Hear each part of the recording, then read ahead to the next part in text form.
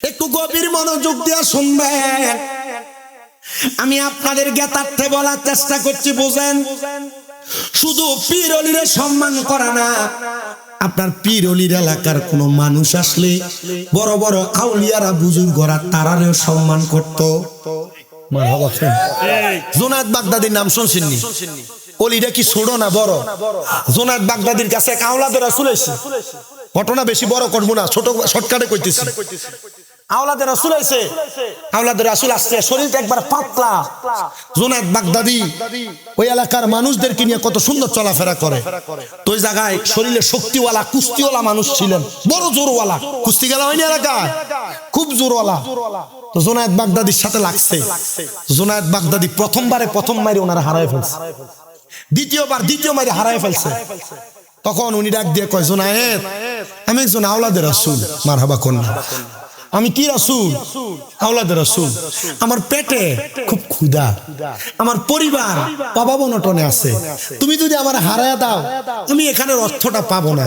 তবে যদি আমি এখানে জিতা যাই, যে অর্থ পাবো এটা দিয়া আমি আমার এলাকার আমার পরিবারকে চালাইতে পারবো। জুনায়েদ বাগদাদি নিজে নিজে লম্বা হয়ে শুয়ে গেছে। আর জোরে কন্যা মারহাবা।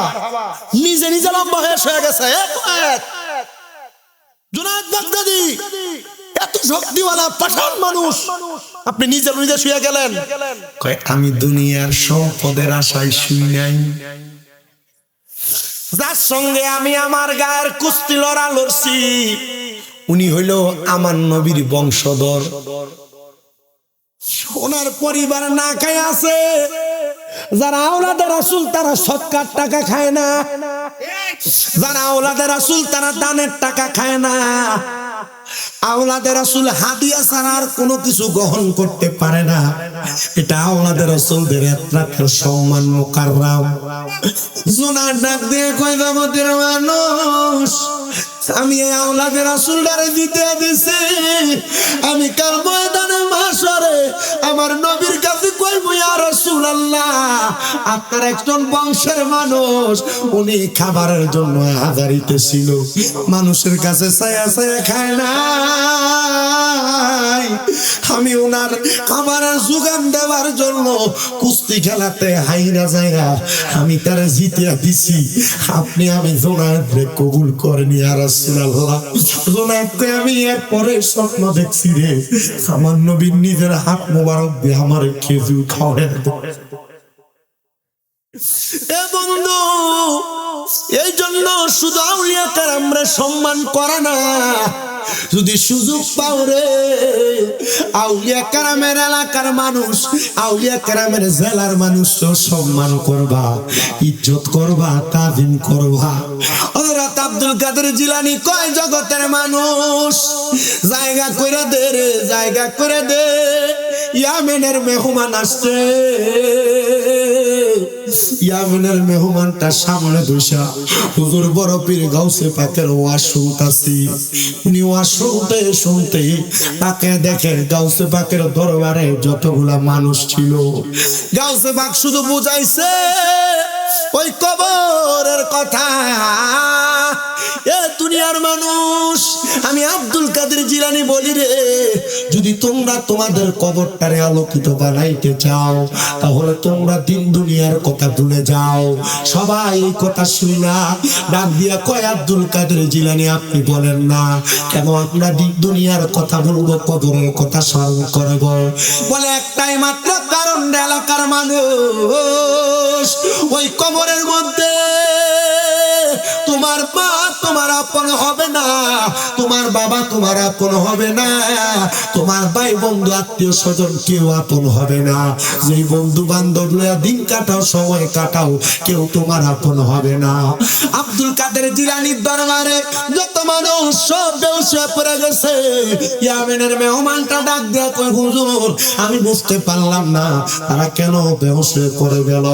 বলে তাদের অন্তরে আল্লাহর ভয় আছে, তাদের ভয় অন্তরের মধ্যে কবরের ভয় আছে, এজন্য তারা বেহুশ হয়ে পড়ে গেছে। আহারে আমার বামতারামপুরের সলিমাবাদের বাবারা কোন দিন কবরের কথা স্মরণ করে করে কবরের কথা স্মরণ করে কামতে কামতে বেহুশ হইছো, এটা কেউ বলতে পারবা না।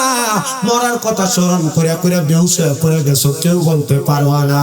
উনি ডাক দিয়া কই, হুজুর ওই মরার পরে মানুষের অবস্থা কেমন হবে আপনি যদি বলেন, তাহলে আমিও তো মরার কথা স্মরণ করতাম। আব্দুল কাদের জিলানী কই আমেন বাড়ি, আপনি কি মুসলমান না? তিনি কয় আব্দুল কাদের জিলানী, হ্যাঁ আমি মুসলমান, কিন্তু আমি এখনো পর্যন্ত কবর সম্পর্কে আমার কোনো আইডিয়া নাই। আমরা সলিমাবাদে এমন অনেক মানুষ আছে তারা মুসলমান দাবি করে কিন্তু নামাজটা কেমনে পড়ে জানে না। সলিমাবাদে এমন অনেক মানুষ আছে মুসলমান দাবি করে, মরার পরে কাফন দাফন কেমনে করে এটা জানে না, কথা কন্যা আছে না, ওজুটা কেমনে করে জানে না।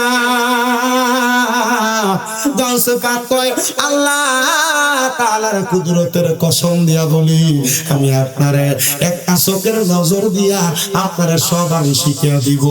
সাথে সাথে হুজুর বড় পীর গাউসে পাক আব্দুল কাদের জিলানী উনারে এমন একটা বেলায়েতের বিট নজর দিছে, উনি সাথে সাথে ডাক দিয়ে কই, হুজুর আমার শরীরটা কেমন জানি কাঁপতেছে, আমার শরীরের মধ্যে একটা ঘাম ঘাম ভাব হয়ে গেছে। ডাক দিয়ে কই, হুজুর আমার একটু সময়ের জন্য আমাকে সুযোগ দেন, আমার অজু ছুটে গেছে, আমি অজু করতে চাই। গাউসে পাকের দরবারের সব মানুষ বেহুশ থেকে দাঁড়ায় গেছে, কিন্তু ওই মানুষগুলারে সামনে দিয়ে ওভারটেক করে যায় না, দেয়া দেয়া যায় না। আমরা এলাকার এমন অনেক মুসল্লি আছে জুমার দিনে সবার পরে মসজিদে যায়, কিন্তু পুরা 3-4-5 কাতার টেল্লা টেল্লা সামনের কাতার যায়। আপনারা কোন এমন মুসল্লি আছেন? আছে না? সব আছে মসজিদের ভিতরে 3-4-5 কাতার ঠেলা এর সামনে দিয়ে বলি। উনি ডাক দিয়া কয়, এ বড় পীর আব্দুল কাদের জিলানী, আমি বিয়াদবি করতে পারবো না গো, আপনি আমারে এখান থেকে আমার ওযু করার ব্যবস্থা করে দেন। আমি আপনি আব্দুল কাদের জিলানীর মজলিসে বেহুজু বসতে পারবো না। কথা শুই না গাউসে পাক আব্দুল কাদের জিলানী উনার চাদরটা খুইলা উনার মাথার উপরে দিয়ে দিলেন আর বলেন, আপনি জায়গায় বৈশা বৈশা আলমাদা দিয়া গাউসে পাক আলমাদা দিয়া গাউসে পাক আলমাদা দিয়া গাউসে পাক আলমাদাত। উনি 3 বার এই দোয়াটা পড়লেন, আর একবার পড়লেন সূরা ফাতিহা, 3 বার পড়লেন সূরা ইখলাস। উনি সেখান থেকে হঠাৎ করে উধাও হয়ে গেলেন। গাউসে পাকের এমন কারামতি দুনিয়ার সাধারণ মানুষ বুঝতে পারে না, আর গাউসে পাকের কেরামতি বোঝা বড় অসীমতি। গাউসে পাকের কেরামতি বোঝা বড় অসীমতি। সরকে ধরে কুতুবে বানাই বাগদাদের মাথায়, রমন কান্দিস না আর গাছ তোলায়।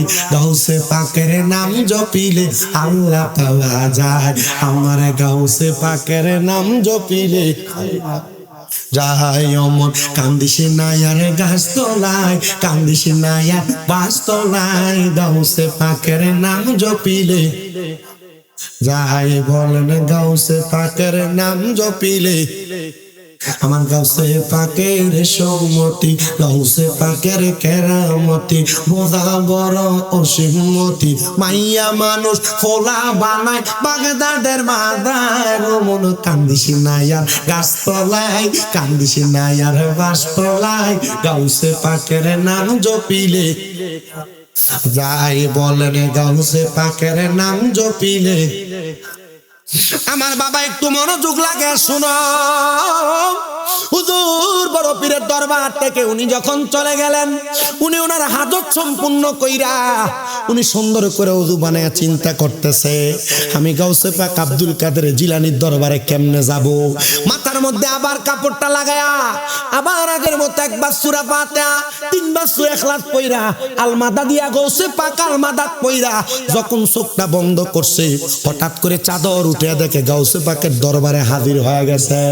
তিনি বলেন আমি অবাক হয়ে গেলাম, কেমনে রে হঠাৎ করে গাউসে পাকের দরবারে আবার আসলাম? আমি যখন এমন অবস্থা দেখলাম, আমি এখান থেকে যাওয়ার সময় আমার হাতে একটা তাসবিহ ছিল। ওই তাসবিহটা আমি ওযু করার সময় বাগদাদের ওই নদীর কিনারে দজলা নদীর পারে রাইখা আসছি। দজলা নদীর পারে যখন রাইখা আসছি, আমি ওইটা নিয়ে আসতে পারি নাই। আমি যখন ওইটা নিয়ে আসতে পারি নাই, আমি বললাম হুজুর আব্দুল কাদের জিলানী, আপনি আমার একটু ছুটি দেন, আমি আপনার কাছ থেকে দজলা নদীর পারে আরেকবার যাইতে চাই। উনি ঠিকই যাইয়া দেখে দজলা নদীর কিনারে ওনার হাতের তসবিহটা দজলা নদীর ওই গাছটার মধ্যে আটকানো আছে। উনি কয় গাউসে পাক কোনো সাধারণ ওলি না, গাউসে পাক তো বেলায়েতওয়ালা সম্রাটওয়ালা ওলি। ও আব্দুল কাদের জিলানী, আমার বাড়ি তো বাগদাদে না, আমি ইয়েমেনে চলে যাব। আপনি বলেন না আমি কেমনে আপনি আব্দুল কাদেরের গলার আওয়াজ শুনবো, আপনার নসিহত শুনবো? উনি ডাক দিয়া কয়, ও আমার ভক্ত শোনো রে শোনো, যার সাথে যার প্রেম থাকে মোহাব্বত থাকে, ওই ব্যক্তি প্রেম আর মোহাব্বত নিয়ে তারা স্মরণ করলে চোখ বন্ধ করলে তারা দেখতে পায়। বলে হুজুর আপনি শিখিয়ে দেন, আমরা কেমনে দেখতে পাবো?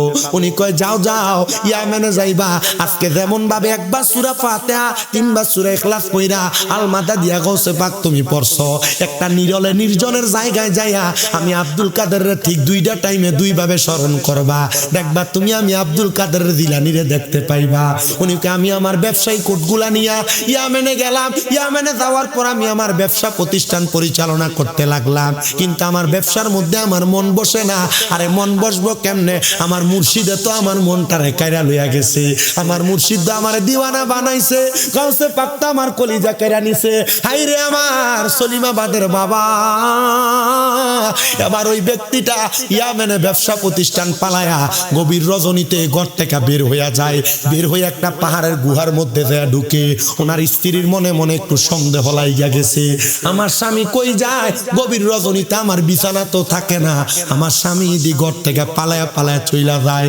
স্ত্রীর মনে সন্দেহ লাগার পর স্বামীর পেছনে পেছনে পেছনে পেছনে যায়, যায় দেখে ওনার স্বামী একটা পাহাড়ের গুহার মধ্যে প্রবেশ কইরা নীরলে নীরলে বইসা থাকে। উনি কয় হায় রে, দুনিয়ার সব মানুষ রাত্রে ঘুমায়, আমার স্বামী দি বাগদাদ থেকে ব্যবসা করে আসার পরে, আমার স্বামী দি বাগদাদ থেকে ব্যবসা করে আসার পরে আর ঘুমায় না। আল্লাহর কসম রে, তরিকতের আগুন যার কলমে লাগছে ওই ব্যক্তি রাত্রে ঘুমায় না, মুরাকাবা কইরা নবীর সঙ্গে কথা কয়। তরিকতের আগুন কলমে লাগতইব। উনি ডাক দিয়া কয় জগতের মানুষ, আমার স্বামীরে দেখতাম রাত্রবেলা বের হইয়া যায়, আমি একদিন দুই দিন দেখলাম, তৃতীয় দিন আমি আমার স্বামী যখন বের হয় সামনে দাঁড়াইছি, হে আমার স্বামী আপনি জবাব দেন, পাহাড়ের গুহায় একা একা কি করেন? স্বামী কয় তুমি আমার এটা দেখছো? বলে হ। স্ত্রী রে, আমি এমন একজন পীরের সন্ধান পাইছি, এমন একজন মুর্শিদের সন্ধান পাইছি, আমি যার গলার আওয়াজ না শুনলে এখন আর আমার ভালো লাগে না, আমার আর মনটার মধ্যে শান্তি লাগে না। ওই হুজুর বড় পীর আব্দুল কাদের জিলানী কইছে, যদি আমি ওনার কথা শুনতে চাই, আমি যেন একটা নিরল জায়গাতে যাইয়া আমি যেন ওনারে স্মরণ করলে ওনার কথা শোনা যাইব। ও স্বামী, আজকে 2 দিন যে আপনি সে জায়গায় বৈশা থাকেন, আপনি কি ওনার কথার আওয়াজ শুনতে পান? কয় শুধু শুনতে পাই না রে, শুনতে পাই না, আমি ওনারে আমার চোখটা বন্ধ করলো দেখতে পাই, আমি আমার চোখটা বন্ধ করলো ওনারে দেখতে পাই। বলে কি বলেন? উনি থাকে বাগদাদে, আপনি থাকেন ইয়েমেনে, আপনি কেমনে ওনারে দেখতে পান? কয় আমি কেমনে দেখতে পাই জানো? আমার গাউসে পাকের চোখের সাথে চোখ লাগার কারণে, মুর্শিদের বুকের সাথে বুক লাগার কারণে আমার বেলায়েতের চোখটা খুইলা গেছে। আমি এখন বিশ্বাস করি, আমি ওনার দিকে তাকায়া মুখটারে আর অন্তরটারে মদিনার দিকে মোতাজ্জু কইরা দিলে আমার আল্লাহ তাআলা ওনার মাধ্যমে আমারে দেখায়া দেয়। কেমনে দেখেন একবার বলেন। বলে আমি ওই গুহার ভিতরে যাইয়া আমার চাইরদিক দিয়ে একটা গোল করে দাগা কি দাগটা আইকা সেখানে বইসা একবার সূরা ফাতিহা পড়ি আর তিনবার সূরা ইখলাস করে আমি আমার ডাইনে বামে ফুৎকার দিই। দেওয়ার সাথে সাথে আমি দেখি আমি আর এই জায়গাতে নাই। গাউসে পাক যে জায়গায় বক্তব্য দেয় আমি সেই জায়গায় বসা। গাউসে পাক যে হালতে থাকে আমি সেই হালতে থাকি। গাউসে পাক যে কথা বলে আমি আমার কান দিয়া সেই কথা শুনি।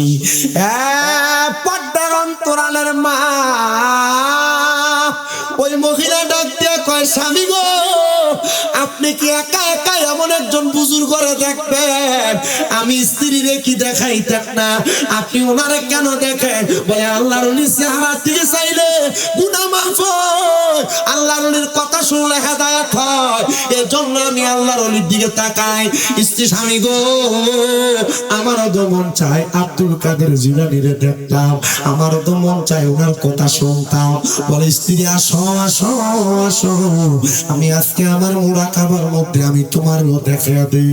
একসাথে দুইজন আল্লাহ তাআলার কাছে যখন দোয়া করলেন সাথে সাথে তিনিও গাউসে পাকের আওয়াজ শুনতে পাইলেন। একদিন, দুই দিন, তিন দিন যাওয়ার পরে এবার হঠাৎ করে ওই গাউসে পাকের বাগাত, গাউসে পাকের ভক্ত ইয়ামেনের ওই ব্যবসায়ীটা দুনিয়া থেকে বিদায় হয়ে গেছে। এলাকার মানুষ কয়, হাই রে তিনি যে বিদায় হয়ে গেল, ওনার বিদায়ের পরে আমাদের মনটা কেমন জানি করে। উনি বিদায় হওয়ার পরে এখন কবরে কেমন আছে আমরা তো কেউ জানি না। ওনার সন্তানেরাও বলে, আমার আব্বা যে মরণের আগে এত বড় একজন অলির সন্তান পায়া মরছে, আমরা তো আমার আব্বা জানরে দেখতে বড় মন চাই।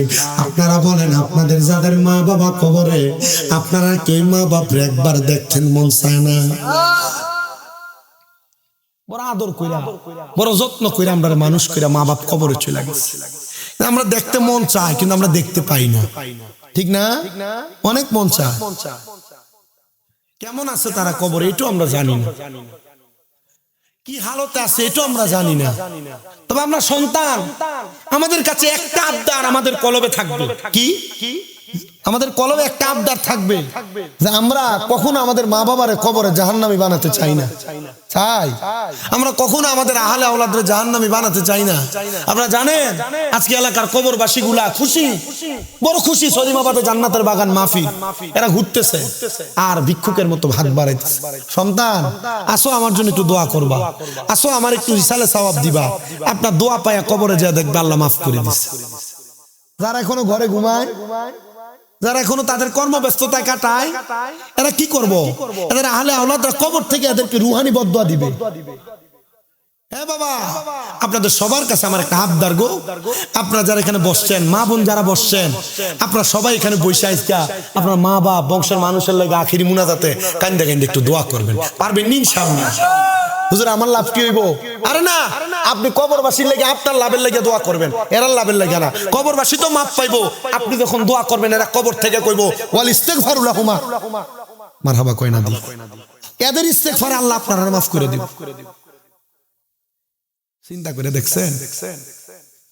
সন্তানগুলা কান্দে, আল্লাহ আমার আব্বা যে এত বড় একজন আল্লাহর ওলি, জীবনী শুইনা কইরা ওনার সোহবতে থাইকা মারা গেল, আমার আব্বা কবরে কেমন আছে আল্লাহ একবার দেখতে চায়। বল দেখবা? বলে হ্যাঁ। ওই জায়গায় যাও যে জায়গায় তোমার আব্বা জান বসতেন, ওই পাহাড়ের গুহায়। এখন কি আর গুহার ইবাদত আছে? এই যে মসজিদের ভিতরে এত এসি লাগাই দেয়, তো মানুষ মসজিদে যায় না। কথা কয় না, এসি লাগাই দেয় মসজিদে যায় না। আর আল্লাহর ওলি যারা ছিলেন ওনারা মসজিদ আর মানুষের আনাগোনা বেশি থাকতো বিদায় পাহাড়ের গুহায় চলে যেতেন। জোরে কোন মারহাবা। ওনার একটা সন্তান ছিলেন যার নাম ছিল হযরত আতাউল। তিনি প্রবেশ করলেন ওই গুহার মধ্যে। বাবা যেমন মুরাকাবা করতো তেমন মুরাকাবা করতে লাগলেন। তিনি বলেন, আমি তাকে দেখলাম রে দুনিয়ার মানুষ, আমি ওই জায়গার মধ্যে লক্ষ্য করে দেখলাম আমার আব্বা জান আমার সামনে আসছে, আমার মাথায় হাত বুলিয়ে দিছে। আমার আব্বা জান এমন একটা জায়গাতে বসে বসে আল্লাহ তাআলার জিকির করতেছে, ওই জায়গাটা কোনো স্বাভাবিক জায়গা না, ওই জায়গাটা এমন একটা মর্যাদাওয়ালা জায়গা, ওই জায়গাটা দেখে আমাদের অন্তরে বড় শান্তি লাইয়া গেছি। খুনেরা ডাক দিয়া কয়, এমন একটা জগৎ, এমন একটা জিন্দেগি আমরা সবাই পাইতে চাই, এই জায়গাটার অন্য কোনো জায়গা না রে, ওই জায়গাটা হলো জান্নাত। জোরে জোরে বলেন সুবহানাল্লাহ। এ মুসলমান ইমানদার, এ নবীর উম্মত, অন্তরের কানটা লাগে শুনো রে, গাউসে পাকের জীবনে এমন আরো বড় বড় ঘটনা, ওই দিকে না যায় আমি আপনাদেরকে আরেকটা ছোট্ট কথা শোনায়া দিই।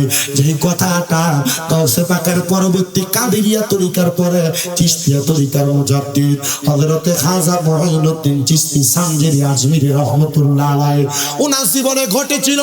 উনি বলেন, একদিন আমার এক মুরিদ আমার কাছে আসছে, আইসা ডাক দিয়ে কই, হুজুর খাজা মুঈনুদ্দিন চিশতি, আমি গুনাহগার মানুষ, আপনি আমার একটু দোয়া করেন, আল্লাহ যেন আমার গুনাহটি মাগফিরাত দেয়।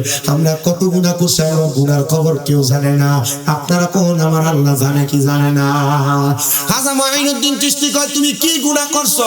কয়, হুজুর এই গুনার কথা আপনারে বলবো, আপনারে বললে তো আপনি আমার গুনার সাক্ষী হয়ে যাইবেন।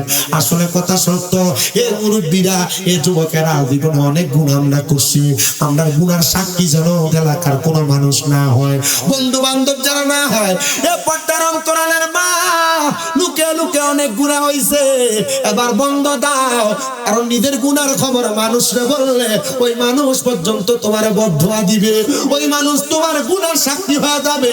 ওই লোকটা ডাক দিয়ে কয়, এ খাজা মুঈনুদ্দিন চিশতি, আপনি আমার এই মুহূর্তে একটু অন্তরটা পরিষ্কার করে দেন, আমি গুনার কথা আপনার কাছে বলতে পারবো না।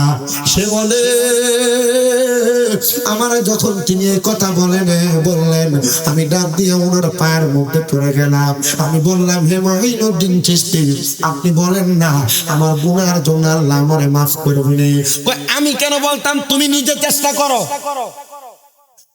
আপনার গুনার লাগে আমি কেন বলবো, আপনি নিজে চেষ্টা করেন। মারহাবা কয় না তো। তবে আপনার বায়াত হইছেন কে কে, একটু হাত তোলেন তো, যে কোনো বীরের কাছে বায়াত হইছেন কে কে, হাত তোলেন। মাশাআল্লাহ, অনেকে হাত তোলেন। মারহাবা মারহাবা, মোটামুটি কিঞ্চিত পরিমাণ কয়েকজন বাকি আছে, আনলে সবাই বায়াত হইছে। নামান, আচ্ছা, আমরা যে পীর যে মুর্শিদের হাতে হাত দিয়ে বায়াত হইছি, আপনারা কি মনে করেন এই বায়াত হওয়ার পরে আমরার কামও শেষ, পীরের কামও শেষ? না। আপনারা কি জানেন, আপনাদের যারা হক্কানি পীর, ওনারা রাত্রে ঘুমায় না, যদিও ঘুমায় অল্প কিছুক্ষণ সময় ঘুমায়, কিন্তু ওনারা রাত্রবেলা তাহাজ্জুদ পড়া মুরাকাবা মুশাহাদার মধ্যে ওনাদের কোন মুরিদ দিনে কোন কোন গুনাহ করছে, এটার লাগে আল্লাহর কাছে মাফ চায়। গুনাহ করছেন আপনি, মাফ চাই কে? ফিরে মাফ চাই মুর্শিদে। তার মানে আপনি মুরিদ হইয়া আপনার জীবন যৌবন সব কার কাছে দিয়ে দিছে? মুর্শিদের কাছে। মারহাবা কয় না তো? আরো জোরে কর না মারহাবা।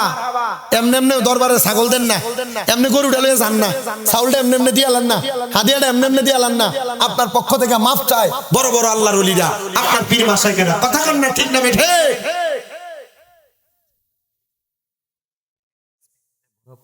আচ্ছা আচ্ছা, ঠিক আছে, বুঝছি। আমার মুসলমানেরা এবার একটু শোনো। হযরত খাজা মুঈনুদ্দিন চিশতি ডাক দিয়া কয়, বাবা আমি কেন দেখাবো, তুমি নিজে তোমারটা দেখো। বলে, হুজুর হ্যাঁ, আপনি আমার দেখার ব্যবস্থা করে দেন। বাবা তুমি আবার শোনো, কেমনে দেখবা? তুমি কি 5 ওয়াক্ত নামাজ পড়ো? হুজুর পড়ি। বাবা 5 ওয়াক্ত নামাজের পাশাপাশি আরো কিছু আবাদি? বলে, হুজুর হ্যাঁ, শিখিয়ে দেন। এই যে এটা একটা সাজারা শরীফ। কি শরীফ? এটার ভিতরে আপনি উল্টায়াম একটু শেষের দিকেও যদি যান, দেখবেন এটার ভিতরে আসরের নামাজের পরে, মাগরিবের নামাজের পরে, এশারের নামাজের পরে, ফজরের নামাজের পরে, যোহরের নামাজের পরে কোন মুরিদ কেমনে আমল করবে এগুলা সুন্দর করে সবক আকারে দেওয়া। হুজুর কারণটা কি? এটা দেওয়া কেন? যেন মুরিদেরা তাদের অন্তরটারে পরিষ্কার রাখতে পারে। কথা কন্যার সুবহানাল্লাহ। হ্যাঁ মুসলমান ইমানদার, উনি ডাক দিয়ে কয়, বাবা আমি তোমার একটা মাত্র আমল দিলাম। হুজুর কোন আমল? বলে, তুমি এখন থেকে মাগরিবের নামাজ আদায় করবা। কয় রাকাত? কি 6 রাকাত? মাগরিবের না কইছি, আও বিন্নি কইছি। মারহাবা কয় না? ওই যে বিয়ের কাহিনী হয়ে গেছে, মায়ের জীবনও নামাজ পড়ছে না, মায়ের সাইতো হয়েছে, ঠিক আছে মা ফজর নামাজ কয় রাকাত, মায় আগে কইছে মা গো ফজর নামাজের উত্তর তো দিতে পারতাম না, নামাজ কয় তো জানি না, কই ইশারা দিয়ে তোরে যা কমতি তা হই কইবি, ঠিক আছে মা ফজর নামাজ কয় রাকাত, মায়ের মা ফট্টার আনতে দিয়েছেন, মায়া বুঝছো না দেখে আরেকবার জিজ্ঞেস তো বেড়ি যে এমনি 2-3 বার লারা দিছে, মায়া মনে করছে 2-3 বার ওই, মায়া ক 3-4 12 রাকাত। মাগরিবের নামাজ কয় রাকাত, ওই ক 3 রাকাত। আবার মারহাবা কয় না রে, আর জোরে কোন মারহাবা। এ মুসলমান, এ নবীর উম্মত, এ বাঞ্ছারামপুর এলাকার সলিমাবাদের বাবা, মাগরিবের নামাজ 7 রাকাত, 3 রাকাত ফরজ, 2 রাকাত সুন্নত, 2 রাকাত নফল। এই মাগরিবের নামাজ 7 রাকাত। খাজা মঈনুদ্দিন চিশতি ওনারে বলে তুমি 7 রাকাত মাগরিবের নামাজ পড়া আর 6 রাকাত 2 2 2 3 2 3 2 3 2 6 রাকাত নামাজ পড়বা। বলে হুজুর কেন কেন কেন? বলে এই 6 রাকাত নামাজ যদি তুমি পড়ো একটানা 40 দিন মারহাবা, 40 দিন পয়রা তুমি তোমার গুনার জন্য আল্লাহর কাছে মুরাকাবা করবা। মহিলা যারা আছেন মা বোন একটু শুনেন, আজকে আপনাদের এখানে যখন আসতেছিলাম চান্দিনা পার হওয়ার পর এক মহিলা কল দিতে গাইবান্ধা বাড়ি, ফোন দিয়ে কয় হুজুর আমার স্বামীটা মাথার মধ্যে সমস্যা ছিল, আমার বাবা বোঝে নাই, না বুঝে স্বামীর কাছে আমার বিবাহ দিয়েছে। হুজুর আমার বিবাহ দেওয়ার পরে আমি আমার স্বামীর সাথে সংসার কাটাইতেছিলাম, যেহেতু বিবাহ হয়ে গেছে এখন বিবাহ সারা হইলে মানুষ আমার অপয়া মহিলা বলবে। আমি তার সাথে থাকতে থাকতে মাথায় সমস্যা, তবু আমার এক এক করে 9টা সন্তান 6টা সন্তান ইন্তেকাল করেছে। আল্লাহ তাআলা আল্লাহর মাল 3 জন আমার কাছে আছে। হুজুর আপনার কাছে ফরিয়াদ জানাই গো হুজুর, তোমার যদি ক্ষমতা থাকে আমি লড়লে চললে সাউন্ড টাইম না নিব এই ব্যবস্থা করে।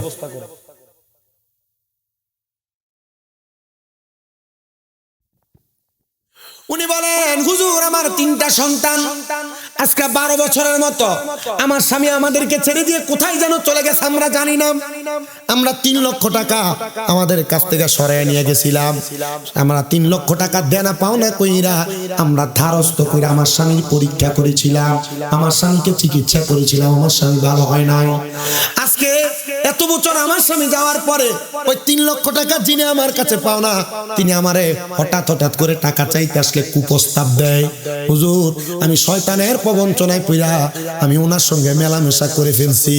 হুজুর আমার গর্ভে একটা বাচ্চাও চলে আসছে। হুজুর আমি আল্লাহর কাছে কত মাপ চাইছি, আমি আমার ভুলটা বুঝতে পারি, আমি এটাকে চিকিৎসার মাধ্যমে নরমাল শেষ করে ফেলছি। আমি বুঝলাম আর চিন্তা করলাম একটা মহিলা কত বড় গুনার মধ্যে জড়ায় গেছে, আবার এটা আমার কাছে বলতেছে, আমার বলতেছে হুজুর এবার ওই লোকটা আমার কাছে বলছে আমার স্বামী তো এত বছর ফিরে আসে না, আমি কি করব? হুজুর আমারে বলতেছে হয়তো 3 লক্ষ টাকা আগামী 10 দিনের মধ্যে ওনাকে দিতাম, নচেত আমি ওনাকে বিবাহ করতাম। হুজুর আমার স্বামী তো নাই, আমার কি কোনো কিছু করার আছে নাকি আমাকে বলেন।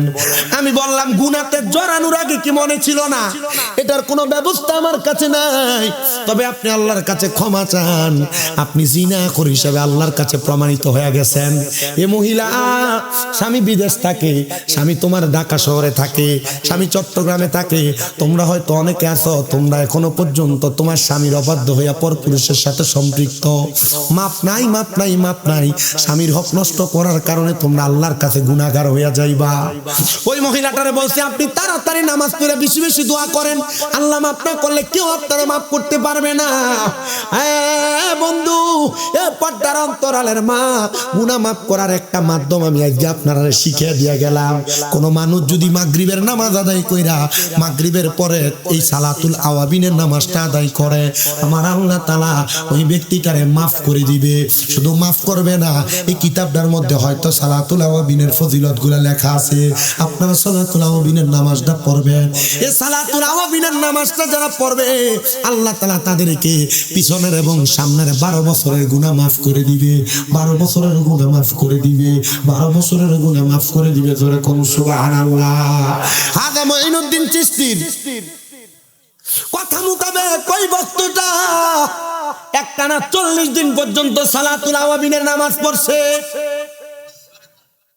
40 দিন পরে ওই বক্তটা তার সন্তান, তার ছোট একটা মেয়ের সামনে বলে মা মাইনুদ্দিন চিশতি বড় আল্লাহর ওলি, উনি বলছে আমি যদি আওয়াবিনের নামাজ পড়ে আল্লাহর কাছে কান্দি, আমার আল্লাহ সামনের এবং পেছনের 12 বছরের গুনাহ মাফ করে দিব। বলে ঠিক আছে, আপনি যে মাপ চাইছেন, এবার আপনি মাইনুদ্দিন চিশতিরে যায় বলেন আমি 40 দিন আওয়াবিনের নামাজ পড়ছি, আল্লাহ আমার গুনাহ মাফ করছেনি। ও মাইনুদ্দিন তুমি বলো তুমি না আল্লাহর ওলি? এবার আপনারা বলেন যারা আল্লাহর ওলি তারা এগুলা বলার ক্ষমতা আছে না নাই? আরে মুর্শিদ আমার আল্লাহর বন্ধু কোন সন্দেহ না আয়োরে, আমি মুর্শিদি নামে বড় শান্তি পাই। আরে মুর্শিদ আমার আল্লাহর বন্ধু কোন সন্দেহ না আয়োরে, আমি মুর্শিদ নামে বড় শান্তি পাই। ওই লোকটা কইয়া মাইনুদ্দিন আমার আল্লাহ আমার গুনাহ মাফ করছিনি গো। কয় যা রে যা, রাত্রবেলা আল্লাহর কাছে কান্দা কান্দা দা, আমার আল্লাহ তাআলা তোরে দেখে দিব। ওই লোকটা ডাক দিয়া কয় শুনো জগৎবাসী শুনো, আমি কানতে কানতে আমার নামাজের মুসল্লাটাতে বসে রইলাম, হঠাৎ করে আমি কানতে কানতে বেহুশের মতো হয়ে গেছি। এমন টাইমে আমি দেখি কে জানি আইসা আমার ডাক দিয়া কয় মাইনুদ্দিনের ভক্ত রে, আরে চিন্তা করিস না, আমার আল্লাহ তাআলা তোমারে মাফ করে দিছে। বলে কোন কারণে মাফ করছে? বলে 40 দিন তোমার ঘরের 5টার মধ্যে বৈশা মাগরিবের পরে আওয়াবিনের সালাত আদায় করার কারণে আমার আল্লাহ তাআলা তোমারে মাফ করে দিছে। এবার আপনারা বলেন ওই ব্যক্তির জায়গাতে ওই ব্যক্তি আওয়াবিনের নামাজ আদায় করার কারণে আল্লাহ যদি মাফ করে, আমরা যদি মাগরিবের নামাজ পড়ে আওয়াবিনের নামাজ পড়ে দোয়া করি, আমার আল্লাহ তাআলা আমাদেরকে মাফ করতে পারে, এই বিশ্বাস কার কার আছে? ডান হাত তুলে আমার আল্লাহরে দেখাও।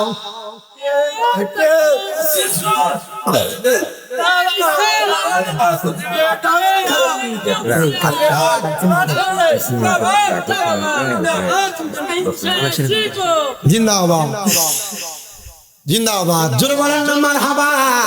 এ বাবা একটু অন্তরের কানটা লাগে শুনো, এ কাদিরিয়া তাহিরিয়া সাবিরিয়া কাসিয়া সুন্নিয়া হাফিজিয়া মাদ্রাসায় প্রত্যেকদিন মাগরিবের নামাজের পরে, মাদ্রাসা হুজুর কোনটা? হুজুর মাগরিবের পরে আপনার ছাত্রদেরকে সূরা হাসরের শেষ 3 আয়াত পড়াননি? পড়ায় আমার মাদ্রাসায়। আমার ছাত্র যারা আছে মাগরিবের পরে সূরা ওয়াকিয়া পড়ে। মারহাবা কন্যা, আপনারা অবাক হইবেন আর দোয়া করবেন আমার লাগা। গত পরশুদিন একসাথে আমার মাদ্রাসা 5 ছেলে কোরআনের হেফজ শেষ করছে। মারহাবা কোন মারহাবা। এর মধ্যে একটা ছেলে আছে নরসিংদী মনোহরদি বাড়ি, একটা ছেলে বাড়ি নরসিংদী মনোহরদি, ওই ছেলেটা 7 মাসে কোরআন হেফজ শেষ করছে। আপনি চিন্তা করে দেখছেন? আমি আল্লাহর কাছে শুকরিয়া আদায় করে 2 রাকাত নামাজ পড়ছি। আল্লাহ আমার জীবনের সবচেয়ে বড় সফলতা, আমি তো কিছু করতে পারছি না, আমি মাদ্রাসা করছি। আল্লাহ এই মাদ্রাসা দিয়া আমার পোলাপান্ডি হাফেজ হইছে। আল্লাহ আপনি এটারও ছিল আমার পোলাপান্ডিও মাফ করেন, আমারও মাফ করেন। আল্লাহ পারেনি, আল্লাহ পারেনি, এই বিশ্বাস আছে অন্তরে। এই সাবিরিয়া আক্কাসিয়া মাদ্রাসার ছাত্ররা আপনাদের জন্য দোয়া করবে, আপনাদেরকে দোয়া করবে। এরা দোয়া করা লাগবে না, আপনাদের নাম নিয়ে কথা বলা লাগবে না যে আমারে অমুকে দিছে, আমারে পড়াইছে।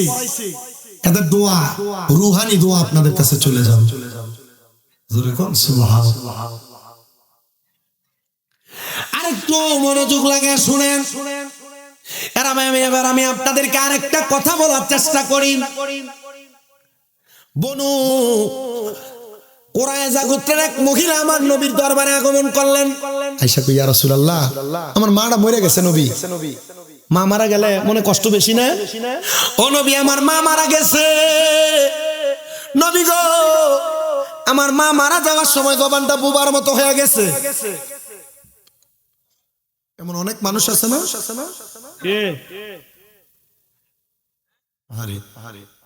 আমার জবানটা বোবার মতো হয়ে গেছে। আমার মায়ের জবানটা, ও নবী, আমার মা ইসলাম ধর্ম গ্রহণ করছে গো। আপনি নবী বলেন না আমার মা যে বোবার মতো হয়ে গেছে, আমার মা কোনো কথা বলতে পারে নাই।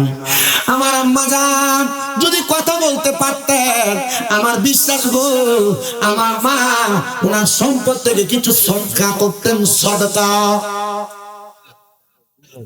উনি ডাক দিয়ে কয়, জগতের মানুষ শোনো, আমার নবী আমার জবাব দে, এ বনু কুরাইজার মহিলা, তোমার মায়ের সম্পদ থেকে তুমি মক্কা এবং মদিনার মানুষকে পানি আহার করার ব্যবস্থা করে দাও। আমি নবী সাক্ষী হয়ে গেলাম, এখান থেকে যত মানুষ পানি আহার করবে রে, আমার আল্লাহ তাআলা এখানের পানি আহার করার কারণে যে সওয়াব পুরা হবে, আমার আম্মা জানের কবরের মধ্যে এটার সওয়াব পৌঁছে দিবে। সুরে বেরে বলেন সুবহানাল্লাহ। আমি জানি না ওই বনু কুরাইজার মহিলার মতো কোন সন্তানের আজকে তার মারে হারায়া, তার বাবার হারায়া এই জান্নাতের বাগান না ফিরে বসছো। সন্তানের দল, তোমাদের কাছে আমি করজোরে একটা আবদার জানাই, মা কবরে বাবা কবরে কোনো চিন্তা করার দরকার নাই, টেনশন করার দরকার নাই রে সন্তান। আজকে মুনাজাতের মধ্যে শুরু দোয়া করবা, আর চোখের মধ্যে একটু পানি ফেলাইবা, কারণ যাদের মা বাবা কবরে, এই সন্তান যদি রাত্রির হামহুমা কামায়াতায়ানি সবিরা দুইয়া চোখের মধ্যে এক ফোঁটা পানি ফেলায় কান্দে, আমার আল্লাহ তাআলা তাদের মা বাবার জীবনের গুনাহ মাফ করে দেয়। অনেক সন্তানের এখানে কষ্ট, তোমাদের মা কবরে বাবা কবরে বড় কষ্ট করে তোমারে মানুষ করছে, আব্বাজান ভালো কোনো খানা খায় নাই, ভালো কোনো জামা কাপড় আব্বাজান পরে নাই, আব্বা আম্মা ইনকাম করতে করতে দুনিয়া থেকে বিদায় হয়ে গেছে। এখন তুমি মা বাবার দেওয়া সম্পদ ব্যবহার করো, টাকা পয়সা ব্যবহার করো, কইরে সন্তান ওই মা বাবা কবরে কেমন আছে তুমি জানো না? আসে বলতেছি, ওরে মা তুমি কেমন আছো, মা তুমি কেমন আছো, অন্ধকার কবরে তোমার জন্য কান্দে অন্তর, তোর চোখের পানি ঝরে, তোমার জন্য কান্দে অন্তর, তোর চোখের পানি ঝরে। ছোট্ট খালের কথা পরে যখন মনে, বসে বসে কান্দি বাগো পানি দুই নয়নে, আমার দুঃখ বোঝার মতো কেউ নাই সংসারে, তোমার জন্য কান্দে অন্তর, দুই চোখের পানি ঝরে।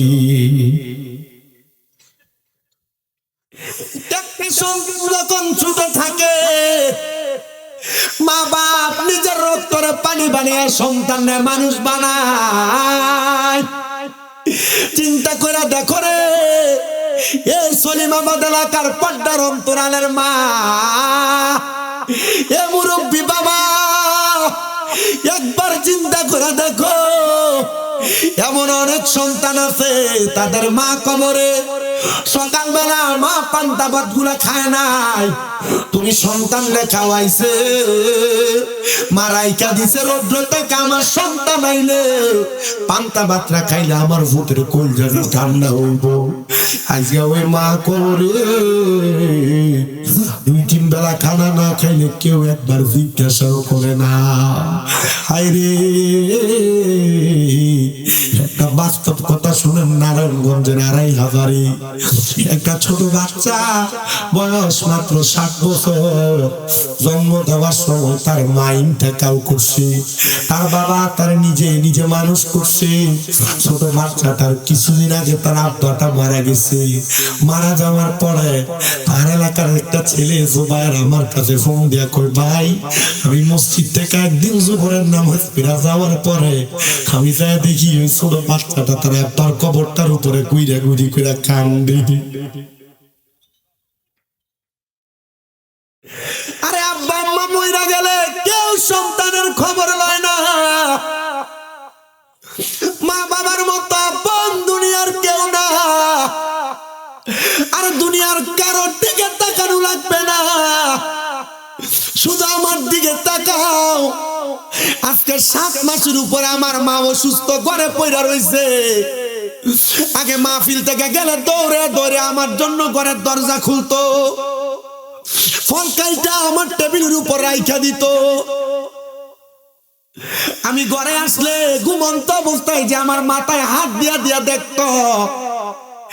এখন জ্বর হইলেও মার সামনে প্রকাশ করি না। আমার মা যে অসুস্থ পড়া রয়েছে, আমার এখন চাইতে পারতো না, টেনশন করব। এখনো যায় দেখি আমার মা ল্যাংড়া ল্যাংড়া আমার টেবিলটার উপরে আমার জন্য আপেল আনার নিয়ে রাইখা দেয়। আমি আল্লাহর দরবারে নামাজ পড়া পড়া কত কয়, আল্লাহ এই মারে অসুস্থ বানায় বুঝি তুমি আপনার পরীক্ষা করতেছ। আমার মাটা অসুস্থ হওয়ার পরে আত্মীয় স্বজনের মধ্যে কারা আমাদেরকে ভালোবাসে মোহাব্বত করে আমরা চিন্তা গেছি। মা জননীর মতো কেউ খবর নেয় না। তোমার টাকা হবে, পয়সা হবে, বন্ধু বান্ধব বাড়বে, কিন্তু সন্তান টাকা পয়সার মালিক হওয়ার পরে মা বাপরে দমক দিস না, বুইলা দাইস না। কারণ তোর টাকা পয়সা যে হইছে, মা বাপ রাত্রবেলা নামাজ পড়া পড়া দোয়া করার কারণে আল্লাহ তোর সম্পদ দিছে। হে পর্দার অন্তরালের মা, তোমরা কে জানি গো, তোমরা মা বাপরে হারায়া হাজার সলিমাবাদের সাবিরিয়া কাজিয়া মাদ্রাসার মাহফিলে বসত।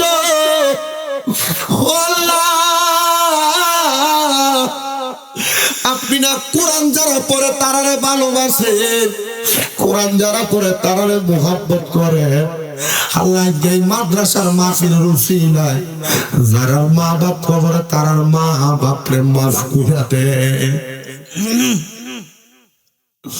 এই সন্তানের দল, মা বাপ তোমার বহু সম্পদ দিয়া গেছে। ওই বনু কুরাইজার মহিলা ডাক দিয়া কয়, হে ইয়া রাসূলুল্লাহ, নবী গো, আমি যদি পানির কূপটা বানিয়ে দিই আমার আল্লাহকে আমার মার কবরের আযাব মাফ করবো নি? আমার নবী কয়, তুমি সাক্ষী থাকো, তোমার পানির কূপের কারণে আমার আল্লাহ তোমার মারে মাফ করে দিবে। ওই মহিলা পানির কূপটা খনন করছে যেই দিন, তার পরের দিনে স্বপ্ন দেখে তার মা জান্নাতি খানা খাইতেছে। আমি এমন 5টা সন্তান চাই। বলে হুজুর, আমার মা কবরে, বাবা কবরে, আমার অনেক সম্পদ দিয়া গেছে, হুজুর আমার মা বাপ যেন কবরে জান্নাতি খানা পেলা পাই। আমি আমার মা বাবার জন্য, এই মাদ্রাসার জন্য 10,000 টাকা আল্লাহর রাস্তে দান করে দিব। বলে হুজুর, আমি এর চাইতে বেশি সম্পদের মালিক, কি বলেন? 20,000, 30,000, 50,000 টাকা আমি মাদ্রাসার জন্য। বড় বোন দিবে 10 বস্তা ছিল। মারহাবা। বড় ভাইয়ের নাম নাকি? নাজমুল ভাই। আমার ভাই নাজমুল ভাইয়ের বড় বোন রেবেকা সুলতানা, উনি দান করে দিবে 10 বস্তা সিমেন্ট। ধরে বলেন মারহাবা। আল্লাহ কবুল করা, মঞ্জুর করা। আল্লাহ রেবেকা খাতুন যে আশা করে 10 বস্তা সিমেন্ট দান করবে, আল্লাহ তাআলার হাদিয়া সোনার মক্কা মদিনার ছায়া দাও, কামাইয়ের দিতে বরকত দাও। আল্লাহ পরিবারের উপর তোমার রহমতের ছায়া দান করে দাও। আল্লাহ রেবেকা খাতুন যে আশা করে দান করে, আল্লাহ দানটারে তুমি কবুল কইরা আল্লাহ ওনারে তুমি মক্কা মদিনার মেহমান বানাও। একটু কষ্ট করে আসুন নি 5,000 করে ফাতফাঞ্জাতুলের মুহাব্বতে, 5 ওয়াক্ত নামাজের মুহাব্বতে আল্লাহর রাস্তে মাদ্রাসার জন্য দান করবেন। মোহাম্মদ গিয়াসউদ্দিন দিবে আরো 10 বস্তা। মারহাবা। জনাব মোহাম্মদ গিয়াসউদ্দিন সাহেব উনি দান করবে 10 বস্তা সিমেন্ট। বলে মারহাবা। আল্লাহ কবুল করে, মঞ্জুর করো। জনাব গিয়াসউদ্দিন সাহেবের গানের হাদিয়া সোনার মক্কা মদিনা পৌঁছা দাও। আল্লাহ তোমার বান্দা যে আশা করে দান করে আশা পূরণ করো। আল্লাহ মানুষের কবর আযাব মাফ করো। গিয়াসউদ্দিন সাহেবের মনের নেক আশাগুলো পূরণ কইরা হায়াতে রিজিকের মধ্যে বরকত দান করো। আমিন। এরপরে দেওয়ার মতো আছেন নাকি? 10 বস্তা করে সিমেন্ট। অথবা 5 বস্তা অথবা 5000 করে টাকা দান করবেন পাক পাঞ্জাতনের মুহাব্বতে।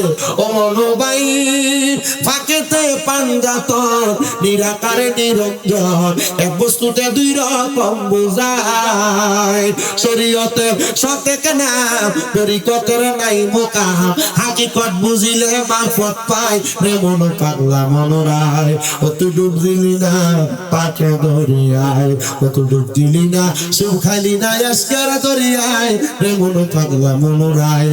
ও তুই ডুব দিলি না পাকে দরিয়ায়।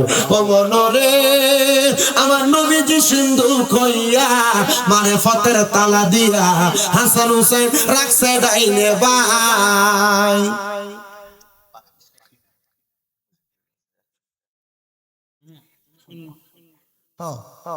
কি বলছে?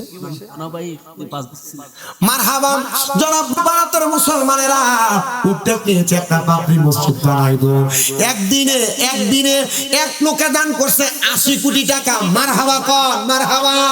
আহারে এ বাবরি মসজিদের প্রতি ভারতের মুসলমানের কত মায়া, কত প্রেম। আমি ভিডিওর মধ্যে দেখলাম মানুষ মাথার মধ্যে করে একটা দুইটা ভাঁজটা করে ইট মাথা করে করে এটা দিতেছে। টাকা দিতে দিতে এমন দেওয়া দিছে 10টা বস্তার মধ্যে 10টা ট্যাঙ্কের মধ্যে নাকি 73,74,53,527 টাকা উঠছে। চিন্তা করে দেখেন, বাবরি মসজিদের হিন্দুদের দেশ। ওমা, এটা কি মুসলমানের দেশ নাকি? ভারত এটা হিন্দুদের দেশ। ওই দেশের ভিতরে সংখ্যালঘু মুসলমানেরা একদিনে যদি একজনেই যদি 80 কোটি টাকা দান করতে পারে, আর 10টা বাক্সের ভিতরে যদি 75,53,000 টাকা থাকতে পারে, এই সাফিরিয়া মাদ্রাসার কান্দাদের 3 মাস 5 মাস পরে ধরবো। আপনাদের মধ্যে কি এমন কোনো মানুষ নাই হুজুর আমি আমার মা বাবার সন্তান, মা বাবা পয়সা থাকলে আমি আমার মা বাবার যদি প্রতি মাসে 1000 টাকার খাওয়ান করে দিতাম, আমার 12 মাসে 12,000 টাকা লাগবে, আমি মাদ্রাসার জন্য আমার মা বাবার মুহাব্বত করে আমি 5,000 টাকা দান করতাম। আসেনি? 5000 দান করুন, 5000 অথবা 5টা বস্তা সিমেন্ট দান করবেন। রব্বান মিয়া, হ্যাঁ মারহাবা করবো, কারবালার শান গাবো, একটু মুহাব্বতে জিকির করেন।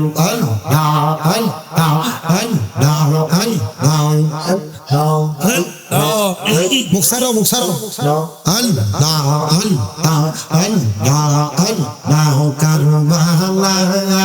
আরে সহিতে পারি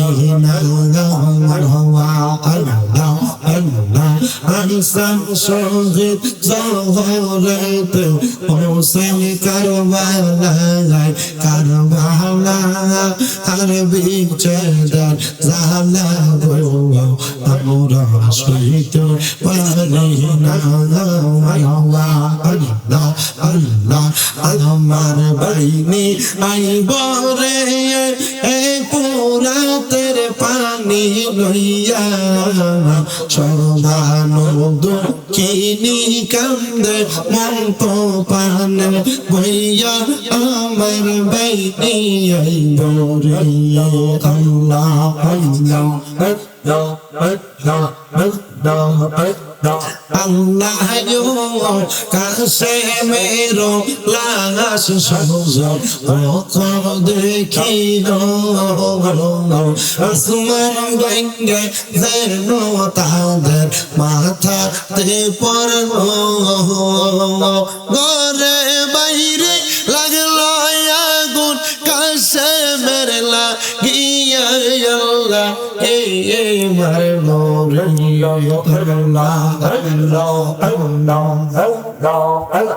লা ইলাহা ইল্লাল্লাহু মুহাম্মাদুর রাসূলুল্লাহ সাল্লাল্লাহু আলাইহি সাল্লাম। সেক্রেটারি সাহেব, আপনার কোনো বক্তব্য আছে? শেষ দোয়া। আল্লাহুম্মা আমিন, আল্লাহুম্মা আমিন। আলহামদুলিল্লাহি রাব্বিল আলামিন, আসসালাতু ওয়াসসালামু আলা রাসূলিহিল কারীম। রব্বানা যালামনা আনফুসানা ওয়া ইন লাম তাগফির লানা ওয়া তারহামনা লানাকুনান্না মিনাল খাসিরিন। ও দয়াল আল্লাহ, একটু রহমতের নজর করে তাকে দেখেন গো আল্লাহ।